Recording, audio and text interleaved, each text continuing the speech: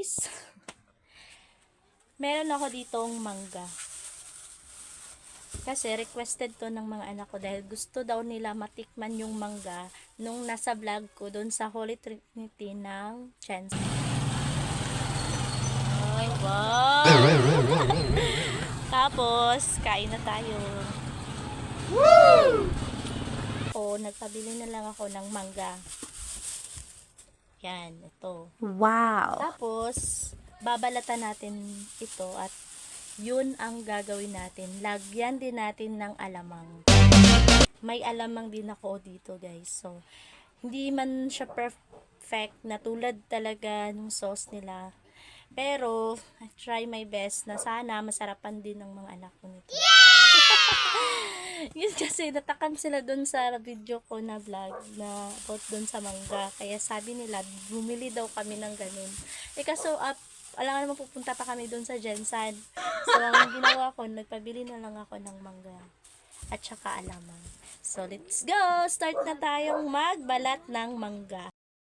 Anong gagawin natin dyan? Babalatan nyo yan. Gusto nyo kayong magbalat kasi kayo nag-request niyan. So, ano? Ikaw magbalat.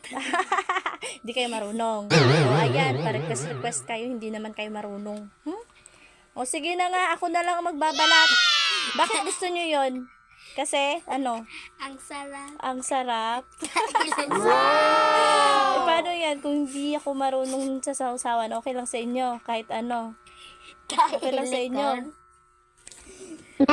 Sige, ano? Okay lang.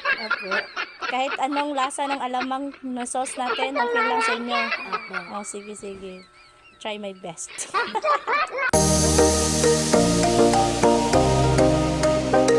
Isa na.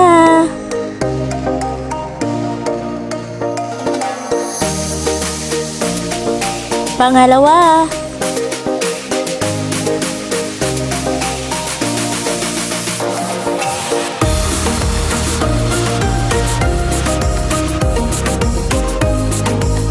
Pangatlo.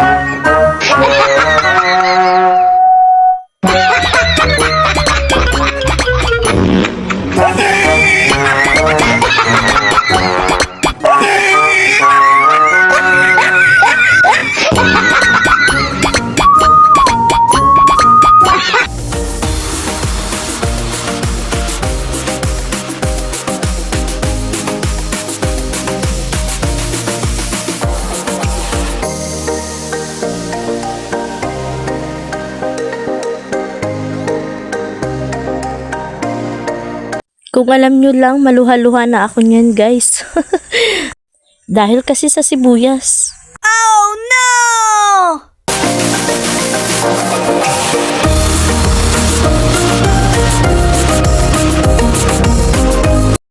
Pinagsabay ko na lang yung bawang at saka sibuyas, guys.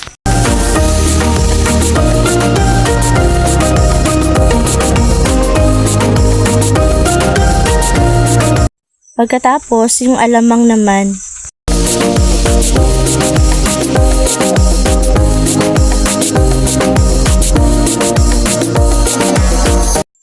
Hindi ko talaga alam, guys, kung paano gawin yung sauce niya. Kaya, nag-invento na lang ako ng sakin. Kaya, nilagyan ko siya ng tubig.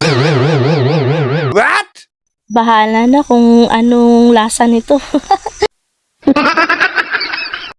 Nilagyan ko pa siya ng oyster sauce. Ano kayang lasa nito, guys?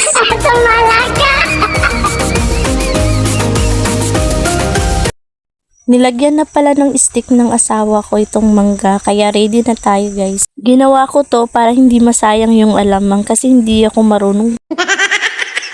Wow.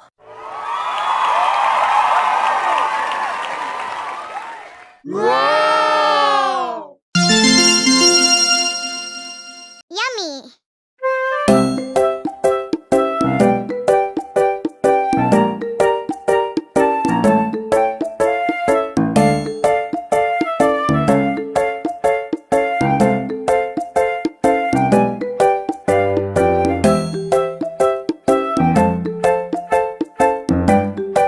Wow!